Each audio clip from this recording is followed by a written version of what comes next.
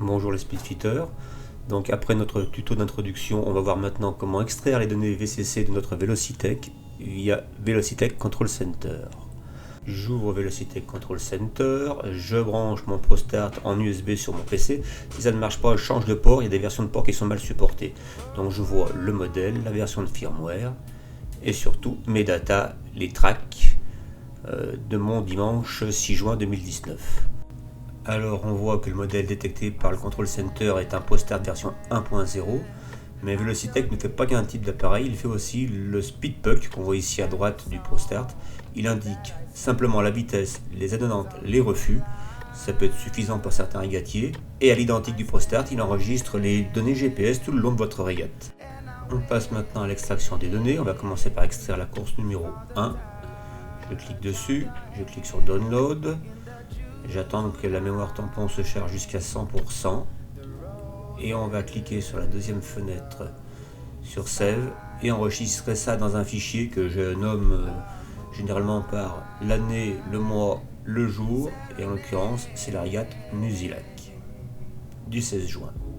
Alors si on regarde plus attentivement cette petite fenêtre File View, on voit aussi qu'on peut exporter sous d'autres formats que le VCC, notamment le GPX, ces données GPS, et on peut lire directement sur la version gratuite de GPS Action Replay sa régate. C'est gratuit, mais c'est pas très pratique, je vous conseille vraiment la version Pro. La fenêtre se rafraîchit, j'extrais la deuxième course, alors j'extrais toujours mes courses une par une.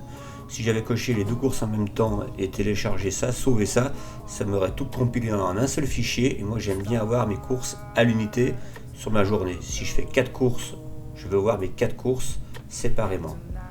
Donc voilà, on fait pareil, ça télécharge, je sauvegarde ça dans le même fichier, j'enregistre, je vois mon dossier précédent, mon fichier précédent. Avant de fermer la fenêtre File View, je vais quand même vérifier que j'ai tout avant de supprimer les données de mon Velocitech ProStart. Voilà, je vois bien mes fichiers, c'est nickel. On peut passer à la suite. On va même en profiter pour regarder la version de firmware, c'est la version 1.6. Donc on clique sur la fenêtre Undep. On vérifie le fichier, le dernier fichier qui est à jour. Je crois que c'est un fichier qui se charge tout seul, hein. C'est pas la peine de chercher sur le net, je ne l'ai jamais trouvé. Si jamais il y a une version plus récente, elle s'affiche d'elle-même dans ce fichier. J'aurais pas dû fermer, je réouvre Velocitech Control Center. Je vais cocher les deux courses qui sont déjà en mémoire. C'est pas la peine de les garder dans l'appareil. Je purge la mémoire pour la prochaine régate et repartir avec mon ProStart et une mémoire propre. On verra dans un prochain tuto comment traiter les fichiers VCC sous GPS Action Replay.